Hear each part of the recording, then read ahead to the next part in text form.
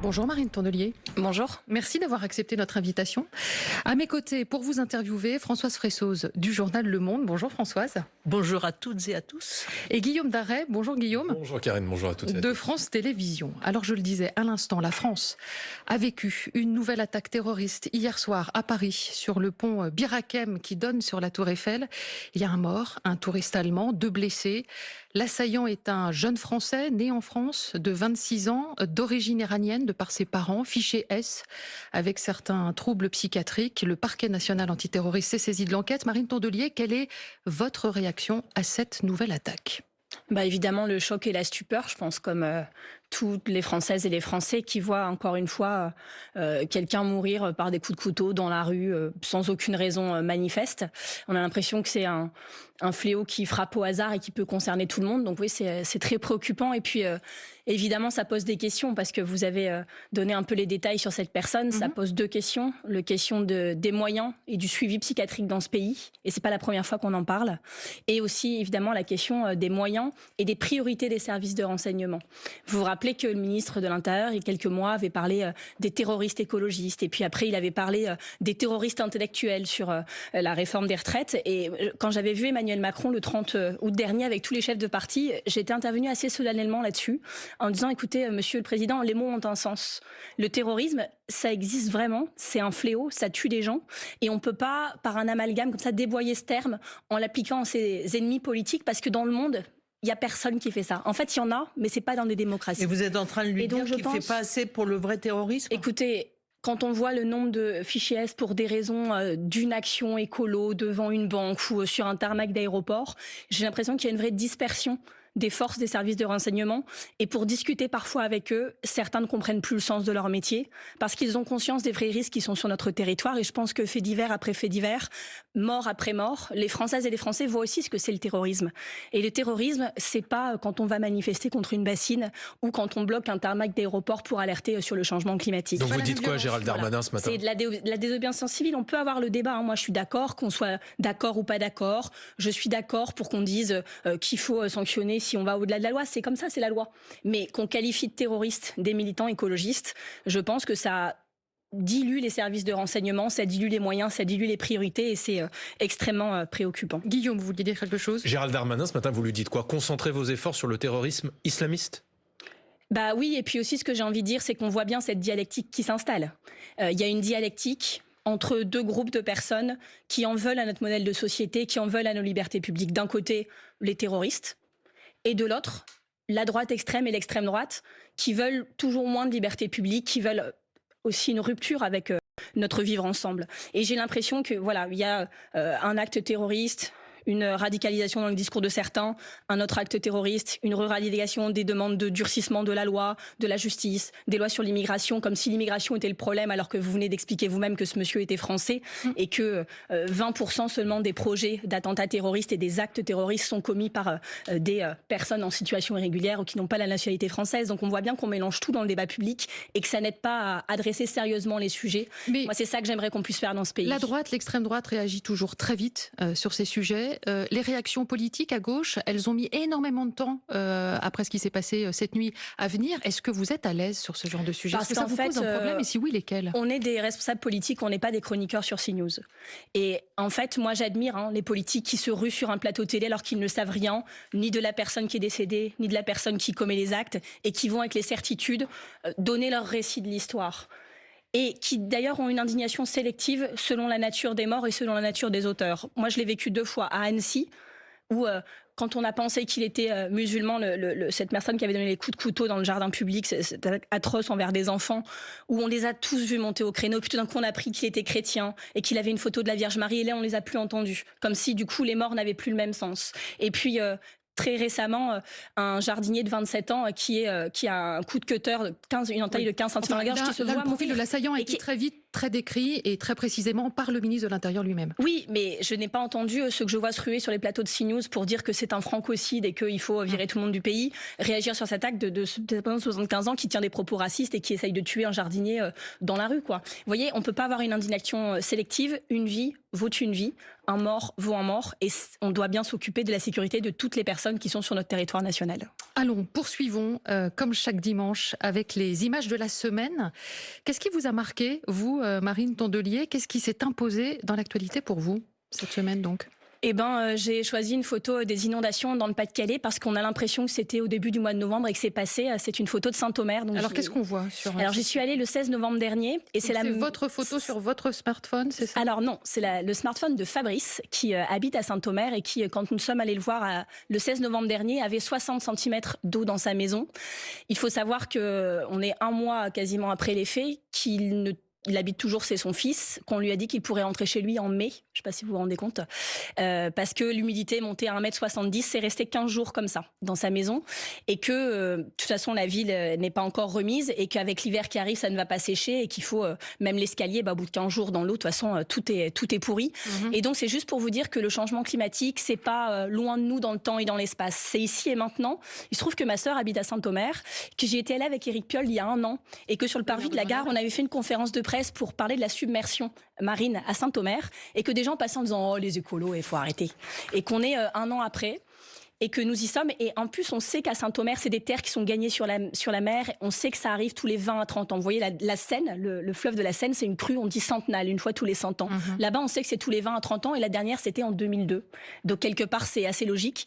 Qui aurait pu prévoir? Tout le monde. Tout le monde qui suivait un peu l'actualité et la topologie de Saint-Omer. Et donc, ouais, ce qui est difficile avec l'actualité, c'est qu'une actualité en chasse une autre, et que ces personnes, on a parlé d'elles à la télé un petit peu, et puis maintenant, à part dans la Voie du Nord de Saint-Omer, on n'en parle plus, mais eux, jusque mai... On vous permet d'en reparler, alors que c'était le 16 novembre, et surtout que normalement, oui, mais c'est une photo de la semaine, et que vous avez... C'est ce matin que j'ai parlé à Fabrice, je le salue d'ailleurs, et tous ces riverains, parce qu'ils sont encore en train d'habiter dans la famille et de trouver des moyens de fortune.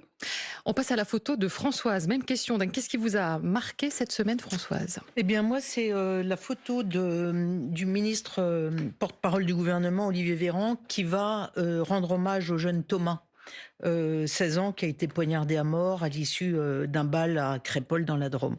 Donc on voit le collège dans lequel était scolarisé ce jeune homme. En fait, ça pourrait être n'importe quel collège de province. Et ce qui m'intéresse dans cette affaire, c'est le retour, c'est est-ce qu'il fallait considérer uniquement cette affaire comme un fait divers, ou est-ce qu'il fallait lui donner une importance bien plus forte? Et le choix d'Olivier Véran, c'est d'avoir des mots très forts, puisqu'il dit il y a un risque de basculement de la société si nous ne sommes pas à la hauteur. Et ces mots ont interpellé, parce que comme le fait divers a été extrêmement exploité par la droite, par l'extrême droite, par l'ultra-droite, qui est même allé jusqu'à faire des manifestations et promettre des expéditions punitives contre les présumés coupables qui étaient issus d'un quartier à côté. Est-ce qu'il fallait entrer dans cette scénographie de quelque chose de dramatique? Et ce qui est intéressant, c'est qu'Olivier Véran s'en explique aujourd'hui dans la Tribune dimanche. Et il dit « Je me suis rendu sur place et j'ai senti l'exaspération des habitants ». Je pense que là-dessus, il a raison, parce que Crépol, quand vous regardez l'activité sur les réseaux sociaux, vous avez presque 3 à 4 millions de Français qui s'échangeaient leur point de vue. Et je pense que ça touche énormément les Français, parce qu'on a l'impression d'une violence ordinaire qui est décrite par tous les maires. La difficulté, c'est qu'à partir du moment où vous dites oui, il y a des faits très graves, quelle est votre réponse? Et là, c'est la difficulté pour Olivier Véran. Il dit, moi, j'oppose un discours rationnel en disant, voilà tout ce qu'on a fait, les effectifs de gendarmerie, la lutte contre le trafic de drogue, tout ça. Mais évidemment, quand vous rentrez dans cette société de la peur généralisée, qui est ce que cherche l'extrême droite et la droite, c'est très difficile de répondre. Donc, je comprends à la limite qu'il ait voulu peser des mots aussi lourds. Et après, la difficulté, c'est d'apporter une réponse appropriée. Ces mots aussi lourds, Marine Tondelier, risque de basculement, c'est une expression que vous reprendriez ou pas, vous? C'est quasiment ce que je vous ai dit en introduction. Moi, je vois cette société se fracturer, pas juste en France, d'ailleurs au niveau international. Il y a une différence entre la fracture et le basculement. Oui, mais on y est. Les écologistes ont dit depuis longtemps, c'est écologie ou barbarie. J'ai l'impression qu'on est à ce moment où on doit choisir en fait entre soit basculer dans le chaos le plus total, la violence, la brutalisation, soit prendre le chemin de la désescalade, mais ce qui ne fait pas appel aux mêmes émotions. C'est pas excessif, vous n'avez pas l'impression qu'il y a quand même une partie de la France qui va bien? Non, tout va mal. Bien sûr qu'il y a des gens qui vont bien, heureusement, mais on voit que tout est, comment dire, vous savez, comme dans une poudrière où la moindre allumette qui craque, ça part et c'est pas, enfin, c'est un jeune homme qui meurt et c'est dramatique pour un bal populaire et quelqu'un qu'on ne laisse pas entrer, et ça va jusqu'à la fin des expéditions punitives de l'extrême droite en toute impunité dans les centres-villes, et voilà, je trouve que ça fait des années, des mois, des semaines que ça s'intensifie et je crains beaucoup les étapes suivantes. Et vous, Guillaume, quelle image? Alors moi, voici cette image. C'est une image qui illustre en réalité pas seulement le soulagement d'un homme qu'on voit sur cette photo, la photo d'Éric Dupond-Moretti lorsqu'il sort effectivement de la salle du palais de justice après sa relax mercredi. Ça illustre en réalité le soulagement de 2 hommes. Attendez, il lève les yeux au ciel, c'est surtout ça qu'on voit, quoi. On voit qu'il lève les yeux au ciel parce que c'est extrêmement, effectivement, marquant. Un appel à Dieu. Il l'a joué, effectivement. Voilà. Mais il y a quelqu'un qu'on ne voit pas sur cette photo qui était presque tout autant soulagé que lui, c'est Emmanuel Macron. Parce que, évidemment, Éric Dupond-Moretti, c'est celui qui incarne sa politique en matière de justice. C'est aussi, évidemment, probablement l'un de ses meilleurs coups en matière de casting politique. On dit qu'il y a beaucoup de gens dans ce gouvernement qui n'incarne rien. Parce qu'il y avait des erreurs de casting aussi. Dont la parole ne passe pas le bout du son. Éric Dupond-Moretti, lui, il fait partie de ceux qui sont clairement identifiés par les Français. Donc ça aurait été un vrai coup dur, évidemment, pour le chef de l'État de le perdre, parce que s'il n'avait pas été relaxé, s'il avait été condamné, il aurait dû, selon la règle rappelée par la Première ministre, quitter le gouvernement.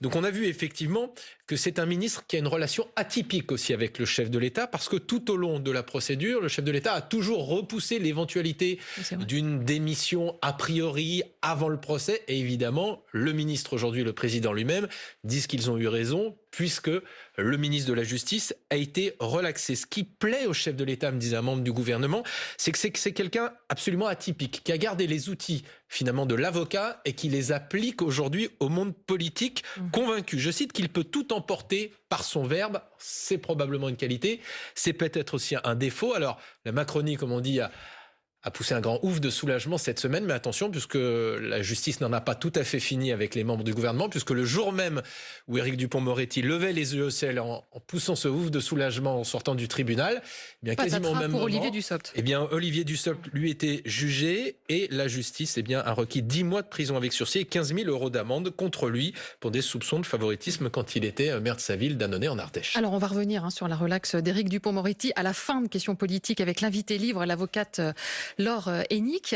Une question tout de même, Marine Tondelier. Est-ce qu'il faut la supprimer, cette Cour de justice de la République? Et si oui, il faut la remplacer par quoi? Moi, je pense qu'il faut la supprimer. C'est la position d'Europe Écologie Les Verts et des écologistes maintenant. Vous savez, il n'y a pas si longtemps que ça, j'ai porté plainte contre Christophe Béchu. Parce que Christophe Béchu, il avait tweeté... Ministre de la Transition. Ministre de la Transition écologique. Il me met sur Twitter, défendre ceux qui jettent les boules de pétanque sur des gendarmes, est-ce lutter contre le dérèglement climatique? Donc en gros, il m'accuse de complicité avec des gens qui sont violents envers les forces de l'ordre. Il tweet ça. Et donc dans un monde normal, c'est de la diffamation vraiment caractérisée, vous portez plainte. Et donc j'arrive du coup devant la CJR, puisqu'il est ministre. Et l'affaire a été classée sans suite, mais sans même que j'ai été entendue, qu'il y ait eu une enquête, qu'il y ait eu des auditions, rien. Et donc, je vous annonce qu'en septembre dernier, je n'ai pas encore communiqué là-dessus, j'ai transmis ce dossier à la Cour européenne des droits de l'homme parce que je pense que c'est une manière finalement de priver d'un procès équitable les personnes qui sont, par exemple, victimes de diffamation par des membres du gouvernement. Et en fait, ce n'est pas normal. Les ministres sont des Françaises et des Français, ils ne peuvent pas comme ça échapper à la justice. Et là, vous avez dit, voilà, il est soulagé, puis il n'y a pas de problème parce qu'il est relaxé. Mais il n'est pas non plus innocenté. C'est ça, non, mais c'est pas un tribunal. C'est pas un tribunal comme n'importe quel autre justiciable. Mais ça veut dire que pour vous, la décision, Marine Tondelier, cette décision de justice n'est pas légitime? Vous ne la respectez pas? Écoutez, je pense que le ministre de la Justice ne peut pas être au-dessus de la justice qui jugerait n'importe quel autre Français. C'est incompréhensible et ça nuit beaucoup à la confiance envers la justice. Pourquoi il a été au-dessus de la justice là? Il a été jugé par une institution de la République. Par une institution d'exception et je pense que ça ne participe pas à la confiance ça, il faut le dire en politique. Avant, parce que... Mais alors, Madame Fressoz, on le dit depuis des années. Oui. Et par ailleurs, vous avez dit qu'Emmanuel Macron, il avait dit que peut-être il devrait démissionner, etc. Moi, je rappelle que quelques instants avant la décision, il a pris la parole pour dire que même s'il était reconnu coupable, il ne devrait pas démissionner. Alors on peut dire après, bon finalement c'est bon, il a été relaxé, donc c'est ok, mais on voit bien qu'il y a... Non, moi c'est ce que... Alors j'aimerais juste qu'on se préparer à ça et... En fait, il y a, je pense, un sentiment d'impunité d'un système qui est fort avec les faibles et faible avec les forts. Et je pense que cette Cour de justice de la République participe aussi à cela. Et donc, du coup, soyez précise, vous demandez quoi précisément, très concrètement, à la Cour européenne des droits de l'homme ? Nous demandons la fin de ce système et j'ai demandé à la Cour européenne des droits de l'homme de se saisir de cette affaire et de reconnaître que cette Cour de justice de la République ne permettait pas un droit à un procès équitable en France et que ça ne respectait pas ce qui devrait être le cas en Europe, dans tous les autres pays d'Europe. Nuclear energy is back and it is an indispensable solution to the fight against climate change. Alors vous avez évidemment reconnu le président Macron qui s'exprime en anglais à la COP28 à Dubaï pour nous expliquer, je le traduis, que l'énergie nucléaire est de retour, is back, il a dit, et c'est la solution indispensable pour lutter contre le réchauffement climatique. Déclaration de la France donc hier, avec une vingtaine d'autres pays, dont 10 États européens qui ont appelé à tripler l'énergie nucléaire dans le monde d'ici à 2050. On a envie d'entendre votre réaction là aussi, Marine Tondelier, vous qui êtes la secrétaire nationale des écologistes en France. Il a tort ou il a raison ? Alors, premièrement, je suis perplexe. Parce que pour tripler les capacités nucléaires mondiales, il faudrait mettre en service plus de 70 centrales nucléaires par an. Et les dernières années, c'était entre 4 et 6 par an. Je ne sais même pas si on est capable de faire ça. Ça veut dire aussi se rappeler quand même que les 20 dernières années, il y a eu plus de réacteurs qui ont fermé dans le monde que de réacteurs qui ont ouvert. Le nucléaire n'est pas sur une pente croissante. Depuis la France, on a l'impression qu'il n'y a que ça, parce qu'on ne parle que de ça et que c'est la nucléocratie en France, c'est le cœur du Mordor du nucléaire. Mais vu d'ailleurs dans le monde, c'est pas vrai. Et d'ailleurs, beaucoup ont été choqués en se disant, mais Emmanuel Macron, est-ce qu'il est chef d'État là, ou est-ce qu'il est VRP de la filière nucléaire avec des intérêts financiers ? Tout ça est un peu compliqué. Ce que je vais vous dire juste, il n'est pas tout seul, il y a 22 États, je le redis. Ok. Et par ailleurs, il y a un autre enjeu qui est de sortir le plus rapidement possible du charbon, du pétrole. Évidemment. Et non, mais vous, sur le fond, est-ce que vous dites, au fond, oui, le nucléaire, il faut quand même y aller parce que c'est l'alternative la plus propre possible pour aller le plus vite possible dans la sortie du charbon, ou vous contestez complètement l'analyse ? Et est-ce que vous connaissez le Carbon Tunnel Vision ? Non. Je vous montre le petit schéma, je ne sais pas si on le verra. En fait, c'est un schéma qui montre, vous voyez, on voit quelqu'un qui... c'est toutes les choses qui participent au changement climatique. C'est pas que le carbone, le changement climatique. Par exemple, 15% du changement climatique, c'est la déforestation.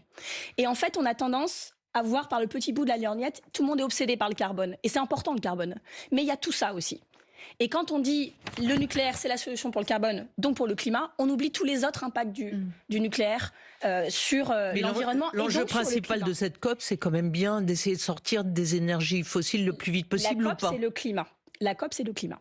Ensuite, moi, ce que je veux vous dire, c'est que le nucléaire, c'est ce que j'appelle un objet transitionnel. Vous savez, c'est comme les doudous pour les enfants. C'est pareil pour les méga-bassines. C'est-à-dire qu'on dit aux gens, bon, il y a un problème d'eau, il y a un problème d'énergie, ne vous inquiétez pas, on a des solutions pour tout. Et donc, c'est une manière, finalement, que tout puisse continuer toujours comme avant. Pas besoin de sobriété, pas besoin de revoir la société de consommation, pas besoin de se dire comment on fait avec la croissance, parce qu'on aura de l'énergie tout le temps à l'infini. Mais c'est faux. La première chose qu'il faut savoir, c'est que les accords de Paris sur lesquels on s'est engagé, c'était pour 2030. La crise énergétique, c'est maintenant. Et les nouveaux EPR dont parle Macron, même s'il arrivait à les construire, ce qui pour l'instant n'est pas le cas, parce qu'à Flamanville, je vous rappelle que ça devait ouvrir en 2012 et coûter 3 milliards d'euros, qu'on est en 2023, c'est toujours pas ouvert, et on en a à 20 milliards d'euros. On voit bien que c'est pas ce nouvel EPR, plus grand monde n'y croit, c'est un fiasco industriel inédit dans l'histoire de l'industrie française. Et là, maintenant, on nous dit... on va reposer tous les espoirs climatiques de la France et tous nos espoirs de sortir de la crise énergétique sur 6 nouveaux EPR, de ce genre, qui, Macron nous dit, ouvriront peut-être en 2040, mais les rapports dans le gouvernement qui ont fuité disent 2045. C'est-à-dire qu'en plus, quand il dit ça ouvrira en 2040, il a des rapports sur son bureau qui lui disent qu'en plus, c'est pas vrai. Donc, mais les énergies renouvelables, c'est très long aussi. Une éolienne, c'est très long aussi à bâtir. Ça veut dire que c'est un mirage de dire aux gens, le nucléaire va nous sauver. 2030, c'est demain. Et pour déployer un mât d'éoliennes, c'est 8 ans, entre la décision et le moment où l'électricité existe. Sur un EPR, on ne sait même pas le calculer tellement ça. Mais vous avez vu toutes les réactions négatives au déploiement des éoliennes terrestres. Mais je ne vous dis pas que c'est simple. C'est pour ça que je prône aussi la sobriété. Ce que je vous dis aussi, c'est qu'Emmanuel Macron, le 31 décembre dernier, le soir, vous vous rappelez, des vœux aux Français, dit « Qui aurait pu prédire le changement climatique ?» Il parlait de l'été dernier. Il n'avait pas pu prédire que l'été serait compliqué. Mais il arrive à prédire ce qui va se passer en 2100, en 2110, en 2120, quand les EPR qu'il veut construire là seront encore en fonction. Le débit du Rhône, en 2050, sera moindre de 40%. Alors, les 21 Comment on fait fonctionner, sont dans la même fonctionner la centrale du budget avec 40% de débit en moins dans le Rhône, avec des centrales qui déjà aujourd'hui, on doit faire des dérogations l'été parce que l'eau est tellement chaude que la centrale ne fonctionne pas correctement, qu'elle rejette de l'eau trop chaude, qui flingue tout l'écosystème derrière. Attendez, pour être pas du tout résiliente au changement climatique. Vous, la relance de la filière nucléaire, moi, vous êtes totalement contre ou pas? Oui. Il en faut un peu je ou ne pas? travaille Il en faut une part que pour ou la pas? prochaine élection, je travaille pour les prochaines générations.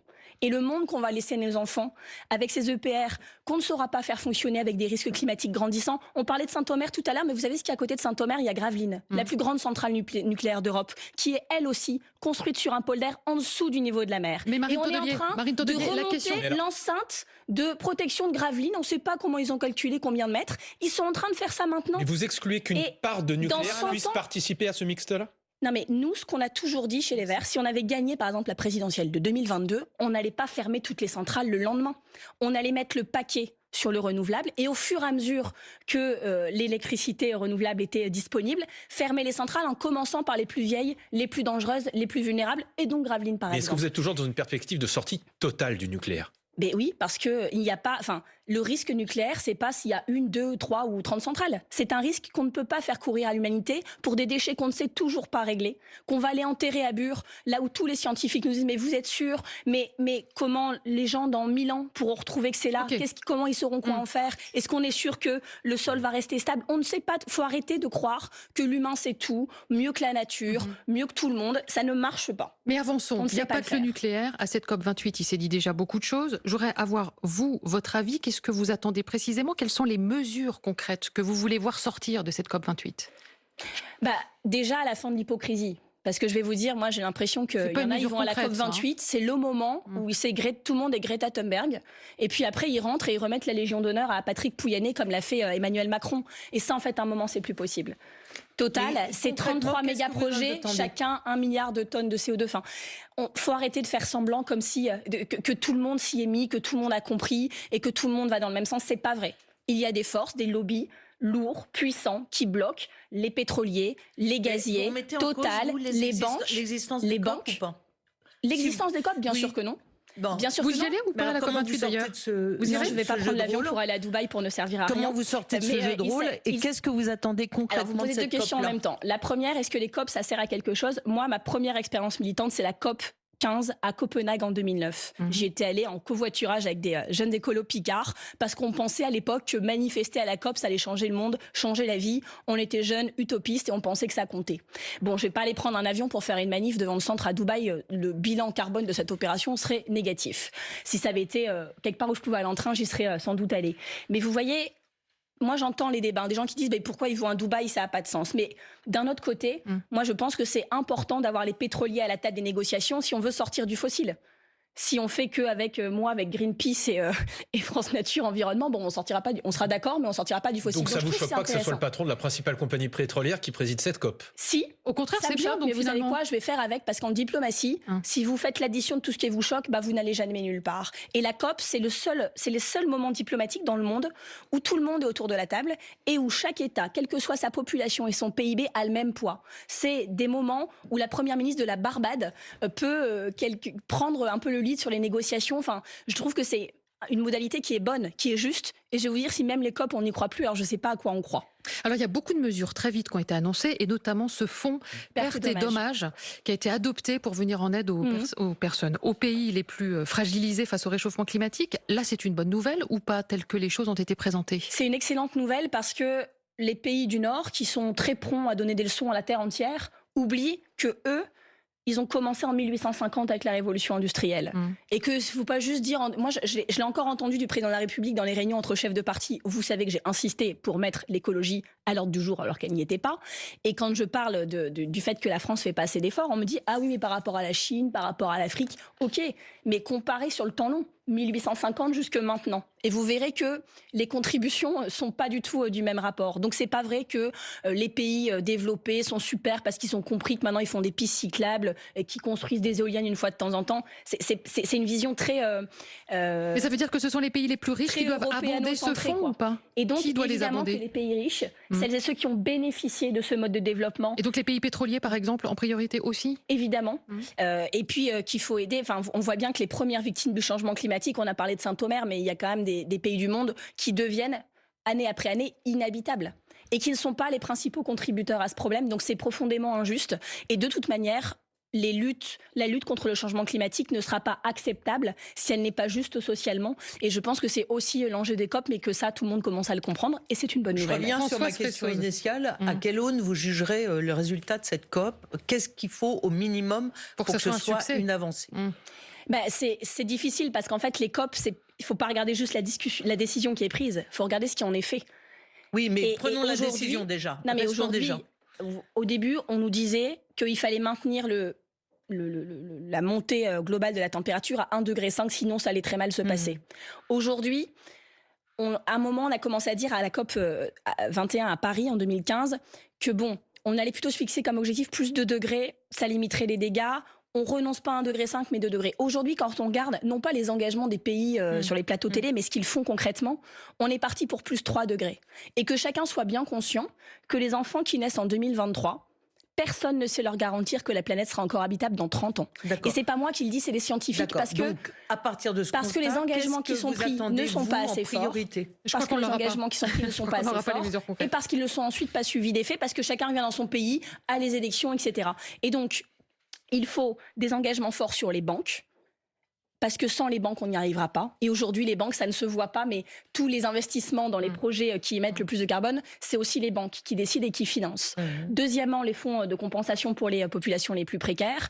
Et puis, il y a aussi, bien sûr, la fin du charbon, pas comme un concept, avec une date et avec des engagements fermes.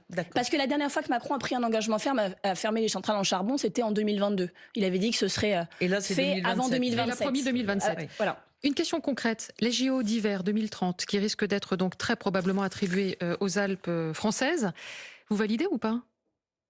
Mais ça fera bien fonctionner les canons à neige. Non, mais je pense qu'il y a toute une réflexion à avoir sur les compétitions sportives internationales et comment... Parce que c'est pas un truc de les écolos contre le sport. Moi, j'adore le sport et j'adore les compétitions internationales. J'ai été très frustrée de pas pouvoir suivre la Coupe du Monde au Qatar parce que c'est stade climatisé dans le désert. Moi, franchement, ça m'a scié. Mais là, les JO que en les France, Jeux vous dites c'est pas possible. de l'Asie vont quand même avoir lieu en Arabie Saoudite. Ça, je sais pas qui a inventé ce concept, ça n'a aucun sens, mais c'est vrai. Et que faire venir des gens du monde entier, faire des infrastructures qui vont détruire aussi des zones naturelles, et il en reste trop peu dans ces zones-là, c'est une question qu'on doit se poser. Tout comme on peut se la poser pour les Jeux Olympiques. Est-ce qu'on se remet en cause la notion même de Jeux Olympiques? Moi, je pense que les Jeux Olympiques, par exemple les Jeux Olympiques d'été là de Paris, pour les années d'après, en fait, on pourrait se dire que chaque pays organise une épreuve. Parce que c'est pas juste que les athlètes se déplacent, ça évidemment qu'ils doivent le faire, mais pourquoi on prend un pays où on doit tout créer, un village olympique pour 20 000 athlètes? Vous voyez ce que ça implique comme construction, et ça sert une semaine, 2 semaines. Alors que si on décentralisait quelque part, partout dans le monde, et chacun aurait une épreuve, ce serait une vraie frette pour tout le monde. Et ce qui se passe aussi, c'est qu'il y a tellement d'enjeux financiers, tellement même de suspicions de corruption, on voit bien tout l'enjeu qu'il y a autour du choix d'une ville, qu'en fait... on met trop d'impact là-dessus. Et si chacun avait une épreuve, finalement, ce serait plus juste parce qu'il y a des pays qui n'auront jamais les moyens d'organiser ça et des populations qui ne participent jamais à cette fête. Là, pour les Jeux d'hiver 2030, les organisateurs disent 95% des installations sont existantes. Ce sera les Jeux les plus durables de l'histoire. Pour les Jeux d'hiver, voilà. Et puis, il y a aussi des installations qui avaient été faites pour Albertville et qui sont peut-être réutilisables. Comme la piste de Marseille, on voit bien qu'il y a quand même un problème de neige dans cette zone. Vous le savez, qu'on doit construire des retenues collinaires et des bassines pour avoir de l'eau, pour faire de la neige. Ils disent plus neige artificielle, maintenant ils disent neige de culture, parce que ça a l'air intelligent. C'est comme les phytosanitaires ou les produits de soins des plantes au lieu des pesticides. Mais ça va quand même causer des vives tensions sur les ressources en eau locale. Mais ça, j'imagine que d'ici 2030, on aura l'occasion d'en reparler. C'est Marine Tondelier, la patronne des écologistes, notre invitée ce midi sur France Inter et France Info, la télé, dans Questions politiques. On va écouter une nouvelle fois plutôt le chef de l'État qui s'est aussi occupé ce week-end du dossier du Proche-Orient. Il a adressé une vraie mise en garde à l'État hébreu, lui intimant de parvenir très vite à un cessez-le-feu tenable. Je pense qu'on est à un moment où les autorités israéliennes vont devoir définir plus précisément leur objectif et l'état final recherché. La destruction totale du Hamas, qu'est-ce que c'est et est-ce que quelqu'un pense que c'est possible? Si c'est ça, la guerre durera 10 ans. Marine Tondelier, vous dites la même chose qu'Emmanuel Macron ou pas? Je dis un peu plus que lui quand même. Alors allons-y. Depuis longtemps, parce que la première chose qu'il faut que vous sachiez, c'est que le 30 août dernier, quand il a rassemblé les chefs de parti pour la première fois à Saint-Denis, on a eu un très long point sur la situation internationale, l'Arménie, l'Ukraine. Et quasiment personne n'a parlé du conflit israélo-palestinien. Et je me rappelle être intervenu en disant, écoutez, moi j'ai quand même un sujet, c'est que la colonisation illégale en Cisjordanie n'a jamais été aussi intense, que la situation de la population à Gaza n'a jamais été aussi dure, et que, contrairement aux années précédentes, personne n'en parle. Et j'avais posé ce sujet sur la table. On était le 30 août, hein, on était le 30 août. Octobre, d'accord. Qui aurait pu prévoir. Vous voyez, il y a un truc quand même où évidemment qu'à un moment ça allait péter. On le savait. Et je pense que la France, qui longtemps avait eu une voix singulière sur ce sujet, était un soutien pour les populations civiles qui souffraient, s'est tue. Et s'est tue trop longtemps. Et aujourd'hui, mais là maintenant, il retrouve les bons mots, non? Oui, mais il est très tard, le 7 octobre. C'était quand l'incursion terrestre, elle a commencé. Ça veut dire que le 7 octobre, vous pensez qu'Israël ne devait pas riposter à l'agression dont ils ont été victimes? Je pense que la France n'était pas obligée de soutenir de manière unilatérale toute l'incursion terrestre, les bombardements des hôpitaux. Et vous voyez, quand il y a eu la guerre en Ukraine, tout le monde avait bien conscience qu'il y avait des règles. Qu'on ne bombardait pas des écoles, qu'on ne bombardait pas des hôpitaux, ça paraissait logique pour tout le monde. Alors pourquoi ça ne paraît pas logique à Gaza? C'est le droit international, c'est le droit humain et c'est le droit humanitaire. Donc c'est pas très compliqué. Et je trouve que le président de la République, je lui ai posé très directement la question à la dernière réunion des chefs de parti et il a dit oui, mais c'est une question d'accent tonique, parce qu'il faut attendre l'émotion, tout ça. Mais elle est où l'émotion? Il faut attendre quoi? 5 morts, 50 morts, 500 morts, 5000 morts, 50 000 morts. C'est une question de nombre de morts. Et quand c'est un mort palestinien, il faut attendre plus longtemps que quand c'est un mort ukrainien. Je ne comprends pas ces pudeurs de gazelle. Et ça m'a fâchée parce que je trouve que la France n'a pas joué son rôle et même s'est coupée d'alliés historiques dans la zone, de gens qui respectaient la France et qui auraient pu, par exemple, aider à la COP28. Si Macron n'arrive pas à avoir un rôle important à la COP28, c'est aussi qu'il s'est décrédibilisé dans la zone. Et donc, il a réussi à se brouiller avec l'entièreté des pays de la zone, qui en plus ne sont d'accord sur rien, donc ils se sont mis juste d'accord là-dessus. En France, il a été critiqué et par le CRIF, et par les défenseurs de la paix, et par les défenseurs de la Palestine, et même au Quai d'Orsay, il y a eu une mini-fronde de gens qui ont fini par dire, en fait, vraiment, ça coupe les moyens diplomatiques de la France pour la suite. Donc c'était des tergiversations, des circonvolutions qui n'ont pas grandi la France, et je pense qu'ils auront des conséquences durables. En parlant de pudeur de gazelle, Jean-Luc Mélenchon, hier en marge d'un rassemblement, a estimé que la reprise des bombardements israéliens sur Gaza présentait, je cite, tous les indices d'une volonté génocidaire. Est-ce que vous reprendriez ces termes? Est-ce que vous pensez qu'il y a une volonté, je cite, génocidaire chez Israël? Moi, je ne fais pas un concours de vocabulaire avec Jean-Luc Mélenchon, vous avez compris. Mais par contre, ce que je peux vous dire, c'est que Israël a demandé aux habitants de Gaza, qui sont déjà en état de blocus depuis 16 ans, c'est-à-dire que 50% de la population à Gaza a moins de 16 ans, c'est-à-dire qu'ils ne sont jamais sortis de cette zone. Ils sont en blocus. On leur dit, incursion terrestre, vous devez vous déplacer dans le sud. Parce que sinon, on va bombarder. Et le terme de génocide... Et maintenant, attendez, on les fait déplacer dans le sud. Et là, qu'est-ce qu'on fait depuis la reprise des bombardements? On bombarde le sud. Là, on leur a dit d'aller. Alors, c'est quoi l'intention à la fin? C'est de vider Gaza de sa population, par les bombardements et par les morts, parce qu'à un moment, on va finir par rendre la situation tellement intenable que les gens vont vouloir partir, et il se passera quoi après? Génocidaire, vous reprendriez ce terme? Je ne l'ai pas dit, donc ne me faites pas dire un mot que je n'emploie pas. C'est pas Marine Tondelier qui décide de qualifier de génocide ou pas des choses. Je pense qu'il y a des choses très graves qui se passent, et j'aimerais qu'on puisse les qualifier avec beaucoup de certitude. Et donc, ce que je demande concrètement, Madame Fressoz, comme je l'ai fait dans une tribune avec François Ruffin et avec Ronnie Broman, parce que ça fait des semaines qu'on porte ça, on l'a aussi dit à Emmanuel Macron, c'est de pouvoir faire entrer dans Gaza la Cour pénale internationale, des enquêteurs légitimes, indépendants, comme la France l'a fait et l'a soutenu en Ukraine. Pourquoi ce ne serait pas possible à Gaza? Et c'est pas... Mais il y en a déjà plein qui ont été demandés, des enquêtes sur place, par des centaines d'associations, par des centaines d'avocats. On n'a pas les moyens de communication. Les journalistes sont empêchés de travailler et le font au risque de leur vie. Et donc, d'avoir des enquêteurs de la CPI dans Gaza, ça permet, c'est la seule manière... Premièrement, d'enquêter sur les otages qui sont encore. Deuxièmement, d'enquêter sur les bombardements en cours. Et troisièmement, que la vérité puisse se faire un jour. Et le simple fait que la vérité puisse se faire un jour empêche le sentiment d'impunité sur place et le fait que des personnes puissent prendre des décisions en disant... Personne s'y intéresse et personne ne saura jamais. C'est ce que tous les diplomates avec qui je discute en off me présentent comme la seule solution. Et je suis très reconnaissante à François Ruffin et à Ronnie Broman, qui est un humanitaire reconnu et qui... Peut-être il aurait pu refuser de signer cette tribune avec des politiques, mais je pense que l'heure est trop grave et que maintenant les gens doivent sortir de leurs réserves et demander ça. Je l'ai demandé plusieurs fois au président de la République, je le referai en sortant. Je ne comprends pas ce qui l'empêche de faire ça. C'est quand même pas très courageux au vu de ce que vivent les personnes sur place. Marine Tourdelier, Guillaume nous en parlait à l'instant de Jean-Luc Mélenchon. Je vous propose de l'écouter. Il était hier l'invité de la matinale de France Inter. Il n'y a plus de NUPES, c'est un constat, mais ce n'est pas mon fait.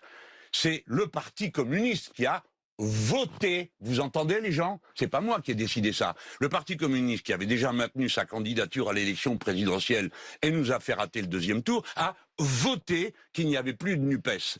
Les socialistes ont voté qu'ils faisaient un moratoire dont ils ne donnent ni la raison ni les délais, mais ils ont retiré le mot NUPES de l'appellation de leur groupe. Quant aux Verts, ils ont décidé qu'ils interrompaient tout travail commun. Écoutez-moi bien, oui. Je ne sais toujours pas pourquoi. Vous avez arrêté tout travail commun avec Jean-Luc Mélenchon, Marine Tourdelier? Je vais vous raconter une anecdote intéressante. Hier, j'ai eu un échange avec Cyrielle Châtelain, la présidente du groupe écologiste à l'Assemblée nationale, qui m'a dit « Marine, est-ce que tu sais de quoi il parle ?» Je lui ai répondu « Non, je pensais que toi, tu saurais de quoi il parlait. » Donc à un moment, je suis fatiguée. Je sais pas, on va demander un compte pénibilité aussi pour les partenaires de Jean-Luc Mélenchon. Moi, franchement, je suis fatiguée, je suis triste parce que on le connaît, on n'est pas étonné. Mais là, on ne sait pas bien où il va et il s'isole, il se coupe de tout le monde.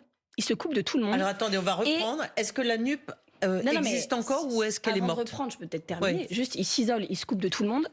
On ne sait pas où il va. Moi, je pense qu'à force de fracturer tout ça, je ne vois vraiment pas quel est l'aboutissement de ça. Et surtout, ce qui commence à bien faire, c'est que quand on l'écoute, c'est toujours de la faute des autres et jamais de la sienne. Moi, je suis la première à prendre mes responsabilités quand j'ai pas bien fait un truc. Mais lui, jamais. Et dans le mot responsable politique, il y a le mot responsable. Et je pense qu'à force de ne jamais prendre ses responsabilités, on n'accède jamais aux responsabilités. Et ça me rend triste, c'est pas pour lui. Moi, le sujet, c'est pas qu'il m'aime bien ou qu'il m'aime pas. J'ai compris qu'il m'aimait pas. Ben, c'est pas grave. Alors reprenons parce qu'il y a plein d'interrogations. Mais à la fin, on se bat pour les Françaises et les Français. C'est quoi sa faute à lui? C'est que il y a énormément de Françaises et de Français qui attendent des choses de lui parce que je rappelle que ce monsieur voulait être Premier ministre de la France pour la NUPES. Et que si on voulait tout ça, si on avait fait l'effort de se mettre d'accord sur un large programme et beaucoup de propositions, c'est parce qu'on se battait pour des valeurs, pour des causes et pour des gens. Et que depuis des mois où moi je les vois s'écharper, je ne rentre jamais dans le débat sur Twitter, entre l'un qui répond à l'autre, qui recritique l'autre, je n'en peux plus. Et on perd ça, c'est surtout entre Mélenchon et Olivier Faure. Non, mais on perd de vue les personnes pour lesquelles on se bat. Pour Fabrice de Saint-Omer, pour les gens qui travaillent dans le service public, pour les gens qui auraient besoin de service public. Tout ça disparaît, est invisibilisé par le bruit et la fureur, parce qu'on ne commande jamais le fond, mais l'invective, la forme et qui va tacler dans sa prochaine interview. Et moi, j'ai pas fait de la politique pour ça. Donc pour la gauche, il faut que Jean-Luc Mélenchon se retire, ce serait mieux pour vous? Mais moi, je ne demande pas qu'il se retire, il y a de la place pour tout le monde. Juste qu'il soit à la hauteur des fonctions auxquelles il prétendait accéder. Ça reste un atout ou c'est un boulet pour la gauche? À votre avis? Puis en plus, vous voulez que je l'invective et moi, je ne ferai pas ça. Et la NUPES existe encore ou elle n'existe plus?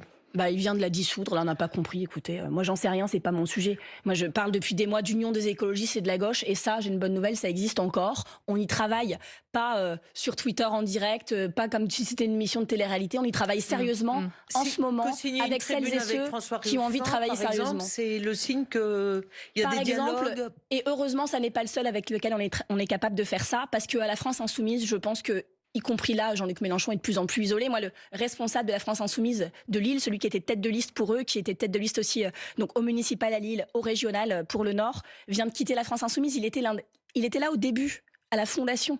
C'est un gars remarquable, Julien Poix, que j'ai vu semaine après semaine me faire... Et là, il est parti. Et donc... Je pense qu'il faut donner un espoir, c'est ça la priorité qu'on doit aux Français, leur montrer qu'il y a un débouché possible. Évidemment que l'espoir là, il se voit pas bien, je suis d'accord avec vous. Alors, Mais l'espoir. sachez qu'on y travaille avec celles et ceux qui en ont envie, qui sont sérieux, à un projet, à un candidat unique, à une manière consensuelle de le désigner, et que ça commence maintenant avec celles et ceux qui ont envie. Et puis ceux qui n'ont pas envie tout de suite, peut-être ils viendront plus tard. Alors là, vous parlez de 2027, mais avant 2027, il y a un autre scrutin qui vous attend, sont les élections européennes. C'est un scrutin qui sourit parfois aux écologistes, notamment quand Daniel Cohn-Bendit tire la liste ou quand vous choisissez Yannick Jadot. Sur une élection aussi importante, expliquez-nous pourquoi vous avez fait le pari cette fois d'une quasi-inconnue, Marie Toussaint. Je vais me permettre de hacker l'émission pour faire 10 secondes de petit hommage à Michel Rivasi qui est décédé cette semaine, qui était députée européenne et qui était... j'ai rarement vu dans ce mouvement en 15 ans un décès, une disparition qui suscitait autant d'émotions. Parce que Michel, elle était irremplaçable, unique. Et que pendant des décennies, elle a été intraitable avec les puissants et proche et accessible pour tous les autres. Et heureusement, ça faisait beaucoup de monde. Et donc, je voulais lui rendre hommage parce que, voilà, on l'a fait hier soir au meeting de Marie Toussaint. On va le faire encore beaucoup. Et c'est une disparition très brutale. Elle faisait encore la fête avec son équipe la veille. Et donc, alors, voilà, ce meeting je voulais lui rendre hommage. Toussaint, vous avez bien et fait donc, de rendre sachez que hommage. Marie Toussaint s'inscrit dans les pas de Michel, dans les pas de Yannick, dans les pas d'Eva Joly, de José Bové, de toutes celles et ceux qui ont fait l'Europe. C'est une jeune fille qui est remarquable. On me dit parfois, elle n'est pas assez connue du grand public. Bah, c'est normal. Elle est absolument pas connue du C'est grand la première élection qu'elle fait. Moi non plus, j'étais pas connue du grand public quand je suis venue secrétaire nationale et j'ai entendu ça 6 mois avant mon élection. Puis après, les gens disent, bah maintenant on la connaît et puis voilà. Et alors, Et du donc, coup, vous ça va être vous validez sa stratégie de douceur qu'on a découvert hier à son évidemment. premier meeting. La boutithérapie, c'est-à-dire on danse pendant les meetings, c'est une campagne électorale. Ce que je vais vous dire, c'est que tant mieux qu'elle soit pas encore connue, parce que ça donnera l'occasion aux Françaises et aux Français qui peut-être désespèrent un peu de la politique en ce moment, de faire une rencontre formidable dans les mois qui viennent. J'en suis certaine. La deuxième chose, c'est que Marie, vous ne connaissez peut-être pas son nom et son prénom, Marie Toussaint, mais c'est elle qui est à l'origine, avec d'autres, avec Cécile Duflot, avec Audrey Pulvar, de l'affaire du siècle. 2 millions de signatures pour le climat à l'époque. Et donc, c'est pas quelqu'un qui arrive comme ça en disant tiens, je vais faire l'écologie, ça a l'air sympa. Elle est militante depuis ses 18 ans, elle vient d'une famille datée des guerres-mondes et elle sait ce que c'est aussi que la précarité, que donner voix aux sans-voix. Moi, je suis extrêmement fière qu'elle soit notre tête de liste. Et donc la danse, la douceur. Bah écoutez, qu'est-ce que vous voulez que je vous dise ? J'ai vu sur les réseaux sociaux que certains étaient choqués qu'on ait pu se danser à un meeting. Le monde est dur, la vie est dure, mais on va quand même pas s'arrêter de danser. Il y a une grande révolutionnaire qui disait si ta révolution ne danse pas, ne m'invite pas à ta révolution. Et je pense qu'à un moment, il faut aussi être capable de cultiver la convimoalité. La deuxième chose que je voulais vous dire, c'est que la boutithérapie, alors j'ai lu, c'est abject. Expliquez-nous ce que c'est, parce que personne ne sait ce que c'est. En fait, c'est Maïmouna Koulibaly qui... a été victime d'excision, de viol, de violences domestiques, qui a inventé cette discipline, c'est un mélange de danse, de développement personnel, d'affirmation de soi, de reconnaissance de son corps et de toutes les formes de corps. Et donc voilà, c'est de la danse en mini-short, on remue un peu des fesses. Et elles ont fait une démonstration, puis elles ont appris au public à le faire en montrant que ça relâche la pression, que ça donne confiance en soi, que ça permet de s'accepter quel que soit son corps et son histoire. Et à un moment, en fait, peut-être qu'il va falloir lâcher la grappe aux femmes et qu'elles bougent la partie du corps qu'elles veulent dans les vêtements qu'elles veulent, si ça leur fait du bien. Moi, tous les gens que j'ai vu râler sur les réseaux sociaux, je me suis dit peut-être que justement ils auraient dû faire la boutithérapie. Mais sur la stratégie, moi j'ai une interrogation parce que la dernière fois qu'on a entendu parler des écologistes, c'était les journées d'été, il y avait la polémique avec la présence du rappeur Medine. Et aujourd'hui, vous êtes dans quelque chose de beaucoup plus apaisé, de plus doux. Est-ce qu'il y a eu un changement de stratégie ?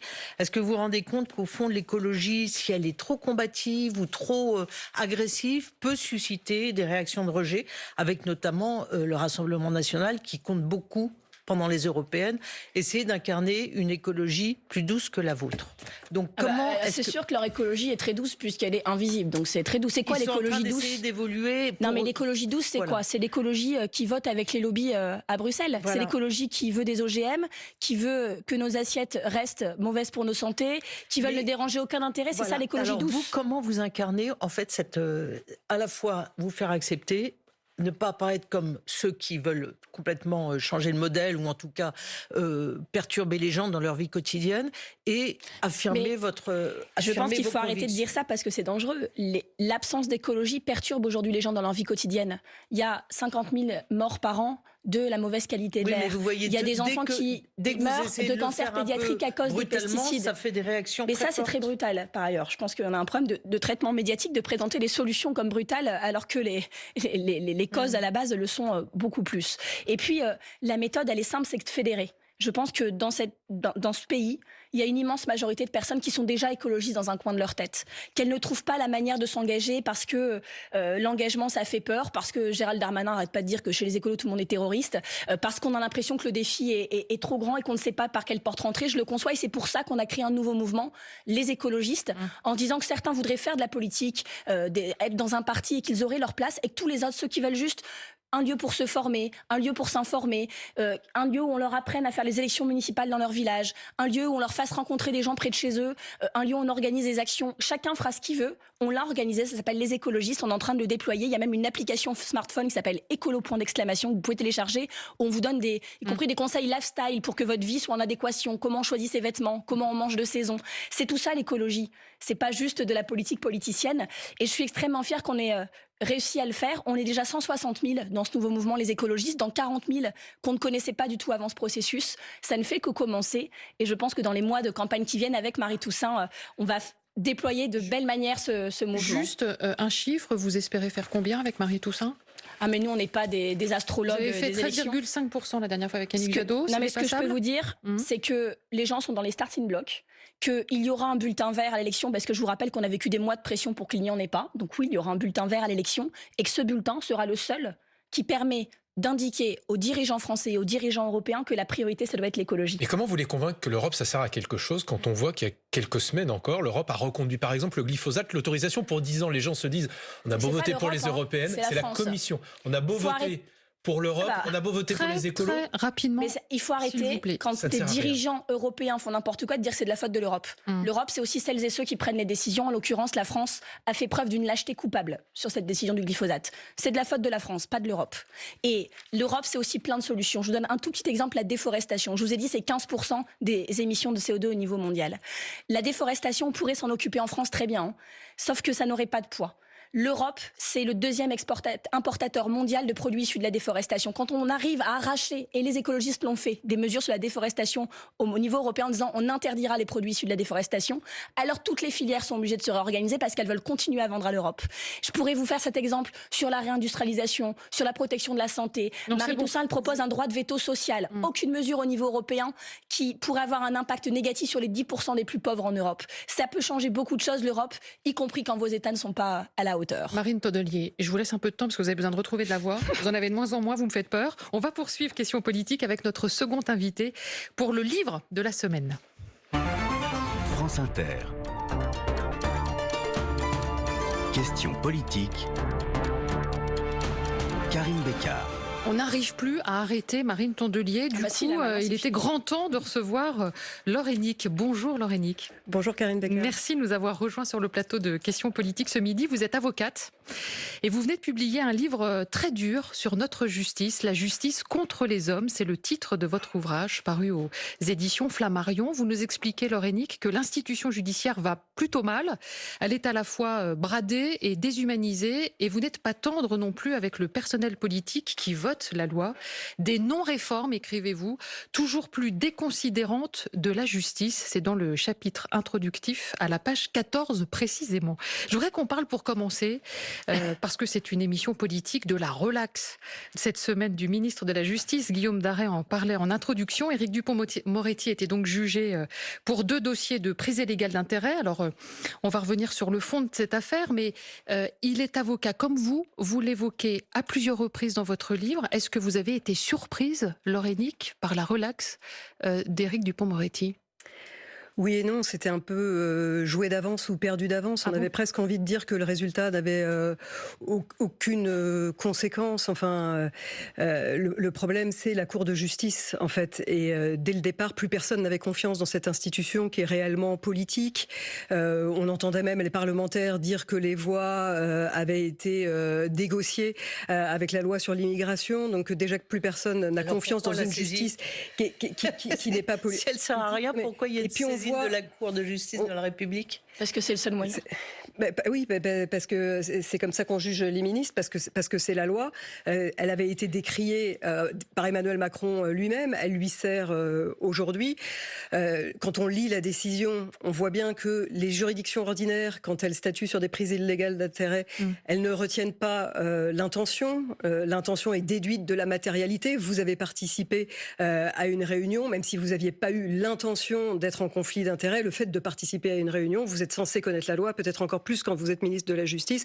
Et à partir de ce moment-là, ça emporte la culpabilité. Pas cette fois-là, je ne sais pas si c'est bien ou pas, je sais que c'est pas pareil pour tout le monde. Et ça dit quand même beaucoup de choses, si vous voulez, de la justice et d'une justice de classe. Quel regard est-ce que vous portez sur cet ancien confrère, parce que c'est un avocat, comme vous l'êtes vous toujours aujourd'hui, qui est devenu ministre de la Justice, qui est donc un homme politique, et cet avocat, à l'époque, vous l'aimez bien, donc quel regard vous portez sur lui aujourd'hui? Mais on l'aimait ou on l'aimait pas, mais c'était un grand avocat. C'était quelqu'un qui nous apparaissait d'une grande sincérité, qui avait des principes, qui se battait pour ses principes, qui était, à mon sens, excellent dans les médias sur ses principes. Moi, quand il a été nommé, j'étais ravie. Je me suis dit, au pire, il va démissionner, il va nous expliquer qu'on peut rien faire. Et puis finalement, il est revenu sur tous ses principes. Moi, j'aimerais bien qu'on m'explique en fait ce que le pouvoir fait aux hommes, parce que précisément, on se disait, et certainement, il a obtenu un budget qui est pas si mal, et on se dit il a su taper du poing sur la table. L'autre jour, je le voyais à l'Assemblée nationale rabrouer Marine Le Pen. Je me dis, quand même, voilà, il sait encore faire les choses comme il les faisait. Mais finalement, tous les principes, que ce soit sur la cour d'assises, sur le rapatriement des djihadistes, surtout, il a fait demi-tour, en fait. Donc, ça nous fait vraiment du mal, et du mal à la conviction des hommes. Est-ce que la réforme de structure qu'il a mise en place, est-ce que l'augmentation du budget, est-ce que le recrutement de magistrats va dans le bon sens malgré tout ou pas? Oui, le recrutement des magistrats, ça va dans le bon sens, mais ça nous laisse encore très très loin parmi les pays européens. Ça laisse toujours une justice qui va... Parce que les gens ont de plus en plus recours à l'institution judiciaire, donc qui va quand même de plus en plus lentement, malgré un recrutement qui nous laisse quand même avec autant de magistrats qu'au Moyen-Âge, quoi. Donc il faut que les choses changent. On en a toujours 2 fois moins que dans quasiment les restes des pays européens. Et puis on fait des lois qui n'ont plus aucun sens, comme si il fallait faire du bruit en fait pour exister et faire des lois, alors que toutes les lois suffisent aujourd'hui, mais il faut que la justice soit mieux rendue. Alors là, vous êtes dur avec Éric Dupond-Moretti, mais vous êtes aussi féroce globalement avec la classe politique. Vous lui consacrez d'ailleurs tout un chapitre que vous avez intitulé « Quand les politiques dégradent la justice », c'est page 109. Expliquez-nous en quoi, on posera la question ensuite à Marine Tondelier si elle a retrouvé sa voix, expliquez-nous en quoi est-ce que les politiques abîment la justice? Mais la justice a toujours été instrumentalisée, instrumentalisée en fait. À chaque fait divers, alors on a une loi pour dire, si on avait la loi, ça se passerait pas comme ça. Là, on voit ce qui se passe à Crépol, c'est terrible. Moi, je vais vous lire parce que au moment de l'affaire de Patrick Henry, donc on est en 1973, il y a quelqu'un qui écrit beaucoup mieux que moi, qui s'appelle Jean-Denis Bredin et qui est grand avocat aussi, qui était un grand avocat, académicien, et qui écrivait un tout petit texte dans le Nouvel Obs que franchement je recommande de lire, qui s'appelle « Être avocat, messieurs », et qui est la définition de l'avocat. Et être avocat, il disait que c'était empêcher la haine d'être à l'audience. Mais pourquoi là je vous lis un tout petit extrait? C'est parce qu'il parle des hommes politiques, parce qu'au moment de l'affaire de Patrick Henry, qui était donc qui risquait la peine de mort pour avoir tué un enfant, 2 ministres, le ministre de la Justice et le ministre de l'Intérieur, réclamaient la peine de mort, rien que ça. Et ce que disait Jean-Denis Bredin, c'était qu'on pouvait comprendre évidemment la peine des victimes et des parents et la peine de toutes les victimes dans l'ensemble. Mais il disait que des ministres hurlent avec les loups, cela ne se comprend ni ne s'excuse. Gouverner, ce n'est pas recueillir la peur qui fait perdre la raison, la haine qui rend incapable la justice. Gouverner, ce n'est pas nous flatter et nous ressembler quand nous devenons médiocres. Alors je fais réagir Marine Tondelier. Souvent, on est très dur avec les politiques parce que les Français poussent et vous demandent à ce que la justice soit moins laxiste. Ouais, mais moi, j'ai pas envie de vous parler des politiques, j'ai envie de parler de la justice, parce qu'on n'en parle pas souvent. Et c'est vrai que, moi, je vous remercie beaucoup pour votre livre qui est d'utilité publique. Et quand on voit que 40% des femmes avocates arrêtent d'exercer au bout de 10 ans. Quand on voit que les avocats d'affaires, vous le dites, ajoutent un zéro en fait à leur chiffre d'affaires par rapport aux autres avocats, il y a quand même un souci d'une justice qui en fait rémunère beaucoup mieux et traite beaucoup mieux celles et ceux qui s'occupent des grands par rapport à ceux qui s'occupent des petites gens. Et je le disais en début quand on parlait d'Éric Dupond-Moretti, vous n'étiez pas d'accord avec moi, mais je suis contente de voir que vous dites la même chose. On a l'impression d'une justice qui est forte avec les faibles et faible avec les forts, et ça c'est dur comme constat. Et je pense aussi que le constat que vous faites sur la justice, on pourrait le faire pour tous les services publics, et que en fait on a quand même un système, une société qui se délite par ces services publics, et je trouve que celles et ceux qui continuent à s'y consacrer ont beaucoup de courage. Donc, alors rapidement, vous voulez répondre, allez-y. On ne peut pas laisser dire que la justice est laxiste, ça résonnait dans votre question. La justice, elle frappe. Oui, mais justement, c'est ça l'instrumentalisation, c'est de dire que la justice est laxiste. Elle frappe 8 fois plus fort quelqu'un qui est pauvre, donc qui est soit SDF, soit né à l'étranger. Ils ont 8 fois plus de risques d'être condamnés à de la prison que les autres. Merci infiniment à toutes les deux. On pourrait continuer à parler de ce livre. On va continuer. Une justice contre les hommes. Merci Laure Hennier.